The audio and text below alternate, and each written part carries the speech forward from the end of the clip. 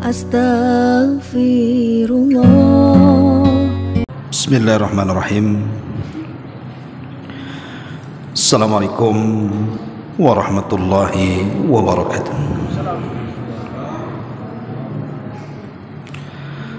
Alhamdulillah wassalatu wassalamu ala Rasulillah wa ala alihi wa sahbihi wa mawalah wa la hawla wa la quwata illa billahi wa ba'du. Alhamdulillah, segala puja dan puja hanya milik Allah subhanahu wa ta'ala. Salawat dan juga salam kita hadiahkan kepada Rasul kita Nabi besar Muhammad sallallahu alaihi wa ala alihi wasallam. Pembahasan di malam hari ini kita akan membahas tentang beberapa dosa yang dilakukan manusia, dan dosa itu sadar atau tidak bisa menghancurkan tatanan kehidupan umat manusia, baik menghancurkan individu, keluarga, bahkan umumnya masyarakat. Lalu apa dosa-dosa yang disebutkan di sini? Ada 20 dosa yang disebutkan para ulama. Maka kita akan membahas secara singkat tetapi tidak mengurangi isi dan kandungan pembahasan di dalamnya. Yang pertama adalah dosa al-hasad, dosa hasad. Kita tahu bahwa hasad adalah penyakit yang pertama kali dilakukan di langit dan penyakit yang pertama kali ditimbulkan di bumi. Adapun di langit, hasadnya iblis kepada Adam, dan adapun di bumi hasadnya Qabil kepada Habil. Dan akibat hasad ini kita lihat iblis dilaknat dan diusir dari surga, sementara Qabil melakukan pembunuhan dan dosa pertama di dunia. Itulah bahayanya hasad. Bisa menghancurkan iblis yang tadinya makhluk yang ahli ibadah menjadi makhluk yang dilaknat sepanjang masa, menjadikan Qabil menanggung dosa setiap para pembunuh sejak dia membunuh sampai hari kiamat. Siapapun yang membunuh, maka Qabil mendapatkan dosa bagiannya. Ma'asyiral muslimin yang dimuliakan Allah Azza wa Jalla, makanya hasad itu penyakit yang menghancurkan segalanya, menghancurkan keluarga, bertetangga dan masyarakat umumnya. Sampai-sampai Al-Imam Al-Hasan Al-Basri rahimahullahu ta'ala mengatakan, ma ra'aitu zaliman ashbaha bimadlum. Ma ra'aitu zaliman, aku tidak pernah melihat ada orang zalim kedudukannya sama dengan orang yang dizalimi. Aku tidak pernah melihat orang zalim kedudukannya sama seperti orang yang dizalimi. Itulah orang hasad. Dia yang berbuat salah kepada orang, tapi dia yang merasakan sakitnya. Karena orang hasad itu kalau tidak sampai keinginannya, maka dia akan merasa sakit hatinya. Padahal dia yang berbuat salah, dia pula yang terkena sakit hatinya. Ma'asyiral muslimin wal muslimat rahimani wa rahimakumullah. Nabi mengatakan, iyyakum wal hasada, fa innal hasada ya'kulul hasanat kama ta'kulun narul hatab. Hati-hati kalian jangan hasad, karena sesungguhnya hasad itu bisa memakan kebaikan sebagaimana api bisa membakar kayu bakar dengan cepat. Artinya hasad itu mudah menghabiskan kebaikan yang sudah kita lakukan.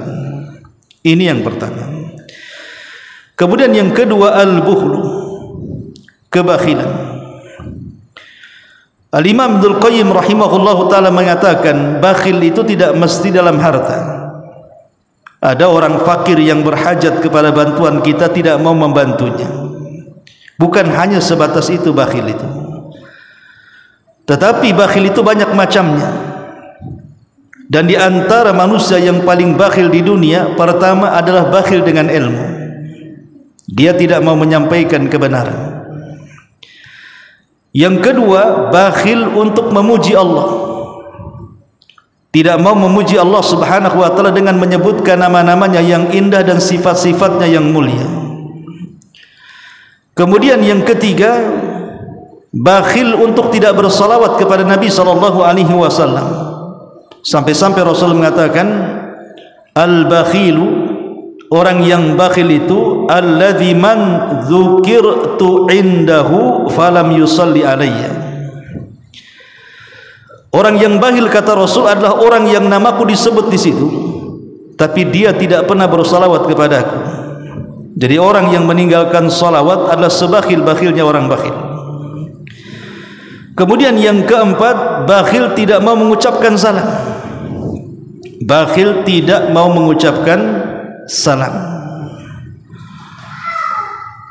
Dan itu disebutkan di dalam hadis Nabi SAW tentang orang yang bakhil adalah orang yang tidak mau mengucapkan salam. Ma'asyiral muslimat yang dimuliakan Allah Azza wa Jalla, dan bakhil ini umumnya kalau disebut bakhil artinya menahan harta untuk tidak membantu orang. Itu umumnya kalimat bakhil di situ. Dan bakhil ini membahayakan karena menghilangkan kesempatan untuk meraih pahala sebanyak-banyaknya dengan sedekah. Ketika datang bakhil, hilang sedekah, dan akan banyak kehancuran di masyarakat, akan banyak kejahatan yang muncul dari orang-orang fakir dan miskin. Karena ketika perut lapar, kemudian tidak ada makanan yang dimakan, pasti mereka akan membuat kriminal. Siapa yang disalahkan? Yang disalahkan adalah orang-orang kaya yang mereka tidak bersedekah, membantu orang-orang itu untuk mengisi perut dan makanannya. Ma'asyiral muslimin wal muslimat rahimani wa rahimakumullah. Kemudian yang ketiga, adamu thiqati billahi azza wa jalla. Tidak adanya keyakinan kepada Allah subhanahu wa ta'ala. Tidak mempercayai Allah subhanahu wa ta'ala. Percaya dengan Allah subhanahu wa ta'ala adalah sifat para wali. Makanya Yahya bin Mu'ad mengatakan, thalathu khisalin min sifatil awliya. Ada 3 sifat yang menempel kepada wali-wali Allah subhanahu wa ta'ala. Pertama, as-thiqatu billahi fi kulli syai', yakin dengan Allah atas segala sesuatu. Wal ghina bihi an kulli syai', merasa cukup dengan sesuatu dan tidak berhajat kepada manusia.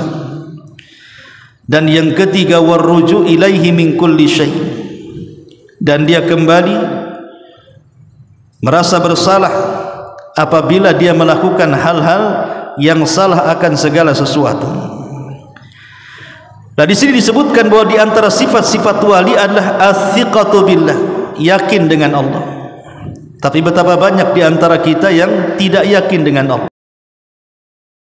Jadi orang yang berdoa tidak dikabul-kabulkan oleh Allah, dia pun akhirnya tidak yakin dengan Allah. Kemudian merasa istijal dan mengatakan, aku sudah banyak berdoa tapi tidak dikabul-kabulkan. Atau orang yang kurang tawakal dengan Allah, sehingga ketika dia kurang sandarannya dengan Allah subhanahu wa ta'ala, segala sesuatu akhirnya disalahkannya. Kenapa nasib sial ini menimpa diriku? Kenapa tidak menimpa orang? Kenapa asih saya yang sakit, orang tidak? Kenapa asih saya yang gulung tikar, kenapa orang tidak? Tidak yakin dengan Allah, tidak yakin dengan pemberian Allah subhanahu wa ta'ala. Akhirnya menyalahkan Allah Subhanahu wa taala, padahal sadar ataupun tidak Allah sudah banyak memberikan nikmat kepada dia. Maka ini bahaya orang yang tidak yakin dengan Allah Subhanahu wa taala, karena dia akan meragukan apapun yang telah Allah anugerahkan kepadanya. Kemudian yang ketiga, yang keempat adalah kesedihan yang mendalam, al-haznu asyadid, kesedihan yang mendalam. Orang bersedih karena musibah itu sebenarnya tidak salah.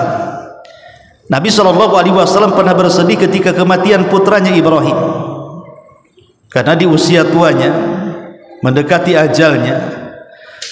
Satu-satunya yang membahagiakan Nabi SAW adalah kelahiran seorang putra laki-laki dari Maria Kiptia budaknya. Karena anak laki-laki di zaman jahiliyah sendiri adalah anak kebanggaan. Bahkan anak wanita itu dianggap anak hina, sehingga sebagian mereka menguburkan hidup-hidup. Jadi kalau punya anak laki-laki itu kebanggaan. Lah Nabi SAW di usia senjanya tiba-tiba dianugerahkan anak laki-laki dari Maria Kiptia dan diberi nama Ibrahim.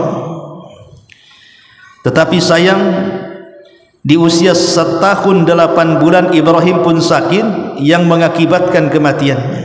Pupuslah harapan Nabi SAW punya keturunan laki-laki yang hidup sampai dewasa. Makanya saat menguburkan Ibrahim, Rasul sedih sehingga dia menangis sampai 3 hari. Kemudian Abdurrahman ibn Auf meriwayatkan sebuah hadis ketika dia datang kepada Nabi SAW dan mengatakan, "Ya Rasulullah, wahai Rasul, kenapa engkau menangis? Bukankah kau yang melarang tidak boleh menangis karena kematian?" Maksudnya yang dikehendaki Abdurrahman bin Auf adalah an-niyaha, meratap. Tapi Nabi SAW mengatakan, "Ya bena Aufin, innaha rahmatun." Ini bukan ratapan, ini adalah air mata rahmat. Kemudian dia mengatakan, "Ya ibna Auf, innal aina la tadma wa innal qalba la tahzan wa inna bi firakika ya Ibrahim la mahzun." Wahai ibna Auf, sesungguhnya mata ini bisa mengeluarkan air mata, sesungguhnya hati ini bisa bersedih, dan sesungguhnya perpisahan aku dengan Ibrahim sangat menyesakkan dada. Tetapi aku tidak pernah mengeluarkan kata-kata kecuali yang Allah ridhai. Artinya sedih itu tidak ada masalah. Tapi yang dimaksud sedih ini sampai kepada tingkat putus asa. Jadi sedihnya itu sampai kepada tingkat putus asa. Seperti umpamanya sedih karena kehilangan orang yang dicintainya. Mungkin kehilangan istri yang dicintainya, kehilangan anak yang dicintainya, atau mendapatkan kabar yang tidak sedap, ataupun karena ketakutan yang luar biasa, atau karena ada tekanan, atau karena ada perasaan mungkin habis cerai dan begitu seterusnya, timbul kesedihan. Kalau hanya sedih saja tidak ada masalah, tapi kalau kesedihan ini mendalam sampai kepada tingkat putus asa, lah inilah yang dilarang. Karena putus asa itu dosa besar, tidak boleh. Tapi banyak orang-orang yang kemudian bunuh diri gara-gara sedih yang mendalam. Sedih karena memikirkan faktor ekonomi, bagaimana makan dia dan anak-anak yang ditinggalkannya. Sedih karena di PHK dari pekerjaannya. Sedih karena ditinggal mati oleh kekasihnya dan begitu seterusnya. Maka sedih yang mendalam ini tercela, tidak boleh. Sedih ya sedih, tapi jangan keterlaluan sampai kepada tingkat keputusasaan. Ma'asyiral muslimin yang dimuliakan Allah Azza wa Jalla, karena ini bisa menghancurkan cita-cita, bisa membahayakan orang juga, bisa membahayakan orang-orang di sekitarnya. Karena terkadang orang sedih yang mendalam ini bisa nekat, itu masalahnya, sehingga bisa berbuat jahat kepada orang. Ma'asyiral muslimin yang dimuliakan Allah Azza wa Jalla. Kemudian juga dosa selanjutnya adalah nisyanullahi azza wa jalla, melupakan Allah subhanahu wa ta'ala. Dalam surah Al-Hasr ayat 19 Allah mengatakan, wala takunu kalladzina nasullaha, janganlah kalian seperti orang-orang yang melupakan Allah. Fa ansahum, maka Allah pun lupakan mereka. anfusahum, diri-diri mereka, ulaika humul fasiqun, mereka lah orang-orang yang fasik. Yang dimaksud melupakan Allah Subhanahu wa taala artinya berpaling dari keinginan Allah Subhanahu wa taala, seperti berpaling dari istiqomah. Meninggalkan istiqomah itu artinya melupakan Allah. Yang tadinya rajin sholat, rajin ke pengajian, rajin baca Quran, rajin zikir, entah masalahnya apa, tiba-tiba mulai ditinggalkan ibadah satu persatu. Maka orang ini orang yang melupakan Allah. Yang tadinya istiqomah tiba-tiba berbelok, ataupun tidak mentarbiyah keluarga. Sementara Allah mengatakan ku anfusakum wa ahlikum nar, jaga diri kalian dan keluarga kalian. Ini sama sekali tidak mentarbiyah keluarga, membiarkan istrinya, membiarkan anak-anaknya, tidak ada pendidikan agama sama sekali. Orang ini sedang melupakan Allah Subhanahu wa taala. Ataupun contoh yang lainnya adalah tidak amanah dalam setiap pekerjaan mereka. Mereka tidak amanah dalam memegang pekerjaan yang diamanahkan kepadanya, atau tidak amanah ketika memegang harta, tidak amanah ketika memegang pangkat jabatan, kedudukan dan kepemimpinan. Ini semua dianggap melupakan Allah Subhanahu wa taala. Ataupun tidak menjadikan dirinya contoh yang baik kepada orang lain. Itu sama dengan melupakan Allah Subhanahu wa taala, atau menyibukkan dirinya dengan menghabiskan waktu-waktu yang tidak ada manfaatnya.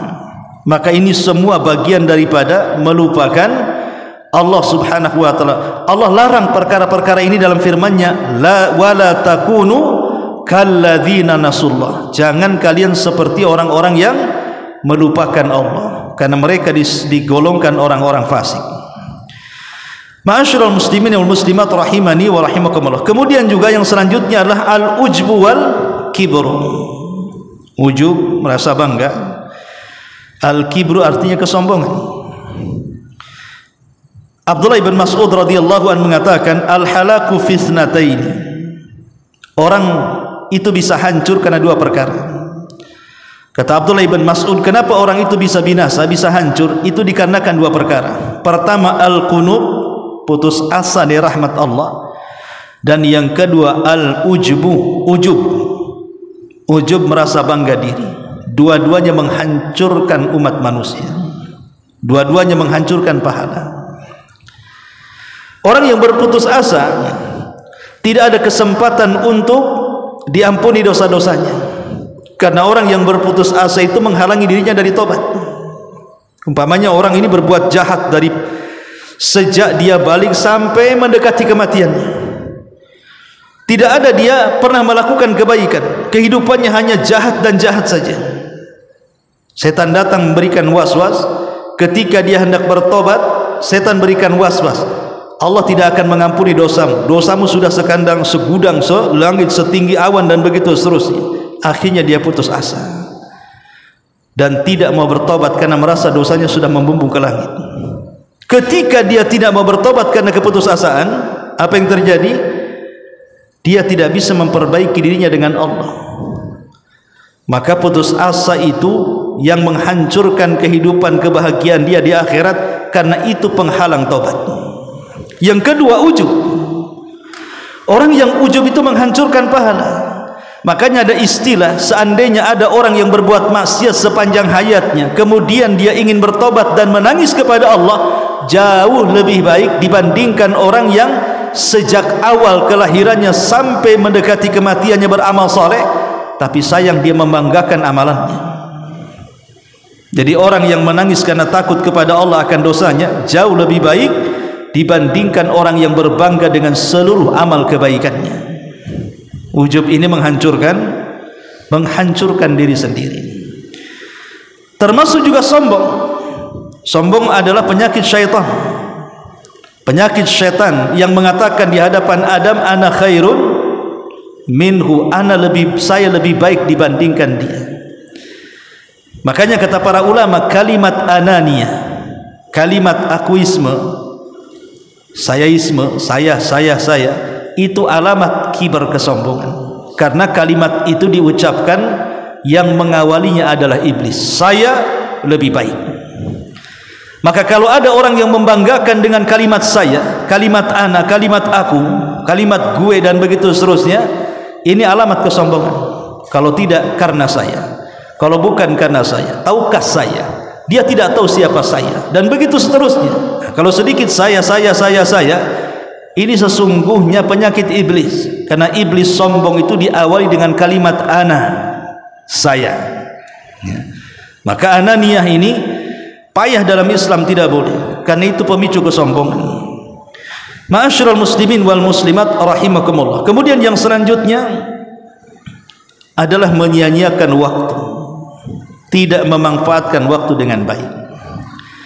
Kenapa Al-Quran terutama dalam juz amma, waktu wadduha wal asri wal fajri wal laili wan nahari, dan banyak lagi ayat-ayat yang menunjukkan sumpah Allah dengan waktu, karena waktu itu memiliki kedudukan tersendiri di hadapan Allah Subhanahu wa ta'ala, dan manusia akan berjalan dengan waktu. Makanya Nabi SAW sampai mengatakan ni'matani maghbunun fihi makatsiru minan nasi as-sihhatu wal faragh. Dua nikmat yang kebanyakan manusia melalaikannya. Pertama, kesehatan. Sehat itu terkadang dilalaikan. Betapa banyak orang ketika sehat lupa ibadah, ketika sakit rajin ibadah. Ketika sehat jarang berzikir, ketika sakit rajin pula berzikir. Ketika sehat dan sanggup untuk mengambil harta, mencari harta dengan mudah, dia pun tidak bersedekah. Ketika sakit ingin pula berandai-andai dia bersedekah. Betapa banyak orang-orang yang melupakan nikmat sehat ini. Kemudian wal faragh, dan waktu yang sia-sia lewat begitu saja. Banyak orang-orang yang di tengah-tengah tidak sibuknya dia gunakan hanya untuk sesuatu yang tidak ada faedahnya. Ada orang yang seharian itu tertawa kakak-kakak nggak jelas dari pagi sampai sore, nanti kakak-kakak lagi dari malam sampai subuh. Ada orang yang hidup itu dipenuhi dengan tertawa dan tertawa. Kalau tertawa maksudnya menghibur saudaranya yang sedang kena kemalangan atau musibah, boleh jadi mungkin bisa sebuah ibadah, menghibur orang dengan tertawa supaya menghilangkan kesedihannya dan memasukkan kebahagiaan ke dalam hatinya. Tapi kalau tertawa itu menghabiskan waktu dari pagi, siang, sore, malam sampai subuh, tidak ada junturungannya, tidak ada faedahnya, maka ini tertawa yang akan mencelakakan kehidupannya.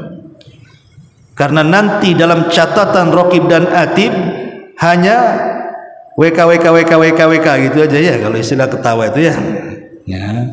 Mana catatannya hanya kakak gimana coba? Apa yang mau dipertanggungjawabkan di hadapan Allah kalau catatannya hanya itu saja? Jadi waktu-waktu ini akan ditanya oleh Allah Subhanahu wa ta'ala. Makanya jangan sampai seorang muslim itu membiarkan sedetik dari perjalanan hidupnya tidak digunakan untuk pahala yang bisa menyelamatkan kehidupannya, dunia dia dan akhirat dia. Kemudian di antaranya dosa yang selanjutnya yang menghancurkan adalah dosa riba. Riba ini subhanallah sudah menyebar kemana-mana. Kalau dulu di zaman jahiliyah ribanya hanya sebatas riba nasyiyah. Riba nasyiyah itu bahasa kitanya rentenir. Kau pinjam 1 juta, kau balikan 1.200.000. Itu namanya nasyiyah. Ini yang disebut dengan riba jahiliyah namanya. Jadi orang-orang jahiliyah itu melakukan riba hanya sebatas riba nasyiyah saja, seperti rentenir. Tapi di zaman sekarang riba itu berkembang. Bukan hanya sekedar riba nasyiyah gitu ya, tapi juga riba-riba yang lainnya. Dalam dunia muamalah, dunia perdagangan, dunia perbankan dan yang semacamnya, sekarang tidak lepas daripada riba. Apa sih yang tidak riba? Bahkan seisi rumah semua riba. Rumah kredit ada ribanya. Belum selesai kredit rumah, kredit motor belum selesai, sudah ambil tempat kamar tidurnya, kredit lagi ada ribanya. Alat dapur kredit lagi ada ribanya. Pakaian kredit lagi ada ribanya. Masya Allah, satu rumah isinya riba. Dan orang tidak bisa lepas dari riba. Kenapa? Padahal riba ini yang menghancurkan segalanya. Betapa banyak orang-orang yang sukses menjadi hancur gara-gara riba. Makanya Nabi SAW sampai melaknat riba ini. Bukan hanya pemakannya, yang ngasih makannya, sekretarisnya, yang menyaksikannya, semua hukumannya sama. La'anallah akila riba wa mukilahu wa syahidaihi wa katibaihi kulluhum sawa, kata Rasul. Allah melaknat pemakan riba, yang ngasih makan riba, notarisnya, yang menyaksikannya, semua riba, dan semua hukumnya sama di hadapan Allah. Bahkan Rasul mengatakan 1 dirham makan riba itu jauh lebih besar dosanya dibandingkan 36 kali berzina. Bahkan seringan-ringannya dosa riba seperti anak yang berzina dengan orang tuanya. Na'udzubillah. Dan banyak hadis-hadis yang seperti itu. Dan lingkaran riba di masyarakat sekarang sudah tidak bisa dibendung. Bukan hanya riba itu di bank-bank saja yang kita kenal dengan bank konvensional, yang dikatakan riba 100% gitu ya. Tapi riba ini sudah menyebar kemana-mana. Di tiang-tiang listrik ada riba, di pagar-pagar rumah ada riba, di pohon nangka, pohon jambu, pohon rambutan ada riba. Silahkan pinjam dengan bunga, sebarkan di mana-mana. Coba bayangkan riba sampai nempel di mana-mana. Jangan sampai nempel di tiang masjid pula. Ya. Nah ini orang tidak bisa lepas dari riba. Na'udzubillah. Ya. Padahal ini dosa yang sangat besar yang bisa menghancurkan kehidupan manusia, karena riba ini bisa mengangkat berkah dan doa-doa kita tidak diijabah. Ma'asyiral muslimin wal muslimat rahimani wa rahimakumullah. Kemudian juga di antara dosa yang bisa menghancurkan adalah ad-dain, suhulatud dain, mudahnya orang berhutang tapi tidak mudah untuk membayar. Hutang mudah, membayar pula susah. Coba bayangkan ketika dia berhutang jadi kucing, ketika ditagih hutang jadi harimau. Itulah sekarang. Datang Masya Allah, mata sayu, meneteskan air mata kan itu. Ketika ditagih garang kayak perampok, dia pula yang pegang parang. Lah ini yang terjadi. Karena memang hutang piutang itu, kata Nabi SAW, orang kalau terjerat hutang, di malam hari dia bingung, di siang hari dia ngilang. Itulah penghutang. Malam hari stres, macam mana mau bayar. Siang hari ngilang karena takut dikejar kolektor. Itu orang hutang. Makanya orang seperti ini bingung hidupnya. Makanya Nabi SAW sampai berdoa dalam setiap salatnya, Allahumma inni a'udzubika minal ma'sam wal maghram. Ya Allah, aku berlindung kepadamu jangan sampai aku terjerumus kepada dosa dan kepada hutang. Sampai salah satu istri Nabi berkata kepada Rasul, apakah engkau punya hutang? Kata Rasul, kenapa? Engkau berdoa setiap solatmu dengan doa seperti itu, seolah-olah kau banyak hutang. Kata Rasul, bukan. Sebab kalau orang sudah berhutang itu biasanya idza haddatsa kadzab wa idza wa'ada akhlaf. Kalau dia bicara pasti dusta, kalau dia janji pasti khianat. Itulah orang-orang yang hutang. Ya. Makanya satu dosa itu melahirkan dosa yang lain. Dari hutang lahir dosa dusta, dari hutang lahir dosa khianat. Makanya dosa ini bisa menghancurkan manusia. Kemudian juga di antara dosa yang lainnya adalah az-zulmu. Orang yang berbuat zalim, baik dengan lisannya menggibah, menghina, merendahkan, mencaci, memaki dan yang semacamnya. Baik dengan tangannya memukul, membunuh atau menyakiti dan begitu seterusnya. Baik dengan hartanya, baik dengan pangkat, jabatan dan kekuasaannya. Maka siapapun yang melakukan kezaliman, ingat az-zulmu dzulumatun yaumal qiyamah. Zalim itu sebuah kegelapan pada hari kiamat. Kemudian juga qillatus sadaqati, sedikitnya bersedekah. Sedekah ini tidak mesti uang. Sedekah ini bisa dengan ucapan, bisa dengan perbuatan, bisa dengan apapun sedekah ini. Makanya di zaman Nabi SAW ketika orang-orang miskin datang kepada Rasul mengadukan tentang orang kaya, Rasul, zahaba ahlud dusur bil ujur. Rasul, enak kali ya orang kaya itu, mereka bisa membawa pahala mereka, kami tidak bisa, katanya. Mereka sholat, kami sholat. Mereka puasa, kami puasa. Mereka haji, mereka baca Quran, kami baca Quran. Dalam hal ini kita bisa imbang. Tapi ketika mereka bersedekah, mereka bisa haji dengan kekayaannya, bisa umrah dengan kekayaannya, bisa berkurban dengan kekayaannya, bisa bangun masjid dengan kekayaannya, bisa bangun pesantren, madrasah dengan kekayaannya, bisa menolong orang miskin dengan kekayaan. Kami orang miskin tak bisa. Enak kali orang kaya itu, katanya. Maka Nabi SAW mengatakan, apakah kalian kira bersedekah itu hanya dengan uang? Tidak. Bukankah setiap ucapan tasbih subhanallah sedekah? Bukankah setiap tasbih alhamdulillah, setiap tahmid alhamdulillah sedekah? Bukankah setiap takbir Allahu Akbar sedekah? Bukankah setiap tahlil la ilaha illallah sedekah? Bukankah al-amru bil ma'ruf wan nahyu anil munkar sedekah? Bukankah al-kalimatut thayyibah, kalimat yang indah santun sedekah? Bukankah setiap orang yang menggauli pasangannya pun dianggap sedekah? Jadi sedekah ini macam-macam, ya. Karena qillatus shadaqah ini penyakit, apalagi berkaitan dengan harta. Kemudian di antara dosa yang lainnya adalah qillatul injab, tidak mau memperbanyak keturunan. Padahal dia kaya, anaknya 1 ekor. Harusnya anaknya banyak, kan begitu ya. Anaknya orang kaya itu harusnya banyak. Banyak anak itu banyak rezeki, kata orang awam. Coba Anda bisa bayangkan kalau ada anak 4 gitu ya. Dari 4 ini rupanya yang baik cuman yang keempat, yang nomor 1, nomor 2, nomor 3 kurang ajar. Nomor 4 pula dia baik kepada orang tuanya.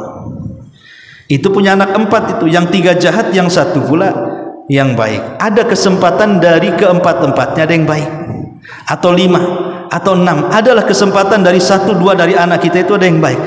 Kalau setunggal anaknya, kalau dia jahat, macam mana dia mau memperbaikinya? Tapi kalau anak banyak itu minimalnya adalah 1, 2 orang itu yang mendoakan orang tua setelah kematiannya, kan? Makanya kenapa Nabi SAW menasihati anak-anak muda ketika mereka hendak memilih pasangan, carilah pasangan itu pertama yang sifatnya al-wadud, yang kedua al-walud. Wadud artinya kasih sayang supaya tidak menyakiti suaminya. Yang kedua al-walud, yang banyak anaknya, supaya bisa mendapatkan generasi, bisa menerus sejarah. Jadi anak itu kan penerus sejarah, penerus cerita, bukan hanya sekedar belahan jiwa saja, si jantung hati, tapi lebih daripada itu, mereka lah akan menjadi penerus sejarah kita, penyambung cerita orang tua. Mereka lah yang nanti akan mendoakan kita. Kalau anak 1, gimana ceritanya? Ya zaman dulu ya, ingat waktu zaman Orba dulu ya, Orde Baru, memang ada undang-undang harus KB 2 anak cukup, tidak boleh lebih. Bahkan ada undang-undangnya, kalau lebih itu ada sanksinya, terutama pegawai-pegawai pemerintah, kan begitu. Padahal undang-undang seperti ini kan jelas menyelisih syariat, ikhwan. Nabi yang mengatakan fa ana mukatsirum bikumul umamu yaumal qiyamah, aku akan berbangga pada hari kiamat dengan banyaknya umat, kata Nabi. Kalau anak-anak kita dibatasi, tidak akan menjadi kebanggaan Nabi. Nabi bangga dengan banyaknya umat. Makanya kalau antum dapat istri yang beranaklah kayak ayam tuh, beranak, banyak-banyaklah beranak. Mudah-mudahan 1 jadi ulama, 1 jadi hafid Quran, 1 jadi orang kaya yang penyumbang. Siapa tahu? Kita tidak tahu usia dan takdir anak kita. Tapi kalau dibatasi seperti ini, seolah-olah orang tidak tawakal, karena biasanya dengungan-dengungan yang membatasi keturunan itu biasanya terkait dengan ekonomi. Ditakut-takuti dengan nanti akan kau kasih makan anakmu apa, masa depan anakmu cemana, nanti kau sakit merawat anak-anakmu. Itu waswas syaitan. Karena terbukti orang-orang dulu ya, orang-orang desa dulu itu, yang terkadang makan mereka pakai beras, terkadang pakai singkong, terkadang pakai kentang gitu ya, kentang rebus. Tapi lihat keturunan mereka banyak-banyak, dan mereka adalah kakek buyut kita. Mereka orang-orang berhasil. Kenapa kemudian akhir-akhir ini kemudian menjadi was-was dan takut? Sampai-sampai binatang lebih tawakal kepada anak-anak mereka dibandingkan manusia. Seperti yang saya contohkan, seperti cicak gitu kan. Cicak itu paling sedikit bertelur berapa kali? Berapa butir? Paling sedikit 8 butir. Jarang cicak itu yang bertelur 2 butir. Hanya manusia saja yang 2 butir. Tapi cicak itu kalau bertelur ya segitu saja banyaknya. Saya bukan ahli cicak. Kata ahli cicak yang mengatakan bahwa cicak itu kalau bertelur 8 butir paling sedikit. Nah, coba antum nanti periksa. Kalau cicak antum teliti di mana rumahnya gitu ya. Tetapi lihat, binatang sekecil cicak saja tidak pernah mengurangi anaknya. Ya tetap segitu kalau lahiran. Padahal ekonomi cicak itu terbatas, tidak seperti manusia kan. Kalau antum kan segala dimakan. Dari jengkol, pete sampai rawon, sampai gulai, sampai apa antum masuk. Cicak kan nggak mau dikasih makan itu. Kasih pete, mau cicak? Nggak mau. Apalagi jengkol. Lari dia. Dia cuma satu. Makanannya nyamuk yang terbang-terbang itu. Sementara untuk menyerang nyamuk itu, untuk dimakan susah setengah mati cicak itu. Dia harus merayap di dinding pelan-pelan, ceplok satu kan itu. Sementara makin kesini kan krisis karena nyamuk sudah habis dimakan baygon. Makan bat nyamuk, pakai raket nyamuk semua kan. Makin krisis pakan mereka itu. Kesian kehidupan cicak itu sebenarnya. Moneter gitu ya. Tapi kalau bertelur tetap saja. Kenapa punya keyakinan seperti itu ya binatang itu? Seolah-olah mereka paham wa ma min dabatin fil ar illa 'alallahi rizquha. Tidak ada binatang yang melata kecuali sudah dikafil rizkinya oleh Allah Subhanahu wa taala. Begitulah binatang. Tawakalnya kuat, burung-burung yang banyak anaknya itu, mereka terbang saja, ngikuti instingnya dan pasti dapat makanan. Lah kalau seandainya kekuatan tawakal manusia itu kuat sekuat binatang, saya yakin tidak ada yang akan membatasi keturunan. Apalagi sampai kemudian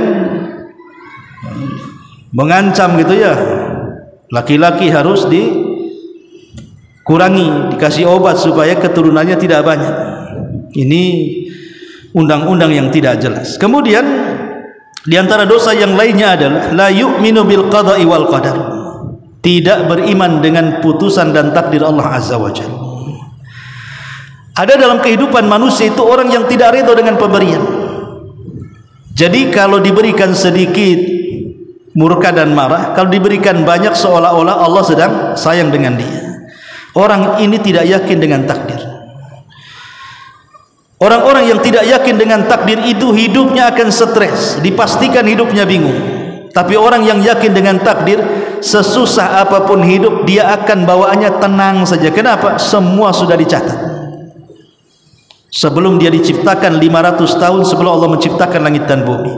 Kalaupun seandainya kita usaha kemudian gagal, kita katakan saja kegagalan ini sudah dicatat kok. Di mana? Di Lauhil Mahfuz. Kapan? Sebelum Allah menciptakan langit dan bumi, 500 tahun jaraknya. Kalau kita yakin sudah dicatat, ya sudah ikuti saja. Toh di balik itu juga Allah tidak mungkin membuat kehidupan manusia itu di satu situasi. Bukan kalau yang mengatakan wa tilkal ayyam nudawiluha bainan nas, hari-hari itu akan diputar-putar manusia. Ya tidak mungkin orang itu bangkrut terus. Dan tidak mungkin orang itu jaya terus. Tidak mungkin orang menangis terus, pasti ada tertawanya. Tidak mungkin orang sedih, pasti ada bahagianya. Tidak mungkin orang sempit, pasti ada kelapangannya. Hari-hari itu diputar-putar seperti itu. Kita harus yakin dengan takdir Allah Subhanahu wa taala. Karena orang yang mengingkari qada dan qadar Allah ini bahaya. Mengingkari satu di antara 6 rukun iman, bisa kufur. Ya. Ma'asyiral muslimin wal muslimat rahimani wa rahimakumullah.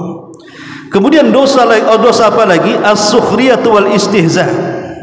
Mudah mengolok-olok manusia, mudah merendahkan manusia. Ya tentu mengolok-olok yang paling parah adalah Allah Subhanahu wa taala, istihza dengan Allah. Kemudian istihza dengan ayat-ayatnya, kemudian istihza dengan rasulnya, kemudian istihza dengan manusia. Semuanya terlarang. Tidak boleh. Islam itu menerapkan hukum sawasiyah. Manusia itu sama. Di hadapan Islam semua manusia sama. Islam itu datang dengan sawasiyah, kesetaraan bahasanya. Tidak ada perbedaan si kaya dengan si miskin. Tidak ada perbedaan si pejabat dengan si rakyat. Tidak ada perbedaan si kulit hitam dengan si kulit putih, si cantik dengan si jelek, si gemuk dengan si kurus. Tidak, semua sama dalam pandangan Islam. Makanya kita lihat ibadah-ibadah yang disyariatkan dalam Islam itu tidak ada keistimewaan. Masjid, siapapun yang masuk ke masjid dipersilahkan. Anda mau miskin, mau kaya, mau pejabat, mau rakyat, silakan masuk ke masjid. Sampai masuk di masjid ada saf pertama. Siapapun yang dulu di saf yang pertama, mau kaya, mau miskin, mau susah, mau senang, silakan. Semua sama. Puasa, haji, umroh, dan begitu seterusnya.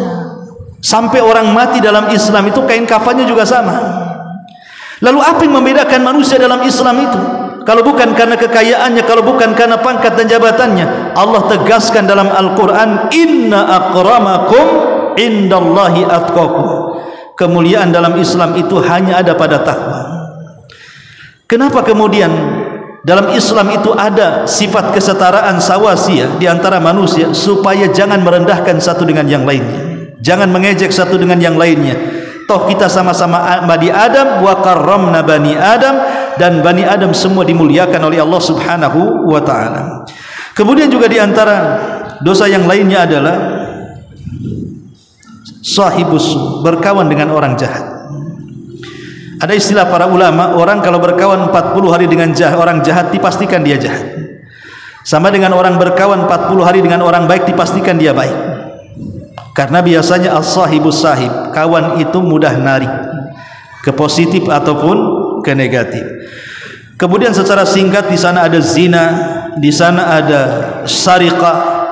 Sariqah itu mencuri, korupsi dan yang semacamnya. Di sana ada uququl walidain, durhaka dengan orang tua.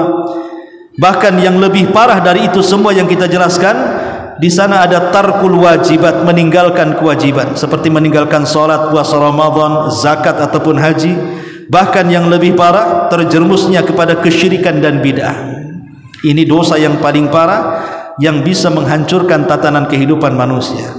Wallahu a'lam bishawab. Inilah di antara dosa-dosa yang disebutkan para ulama yang bisa menghancurkan kehidupan individu, masyarakat, bangsa dan negara.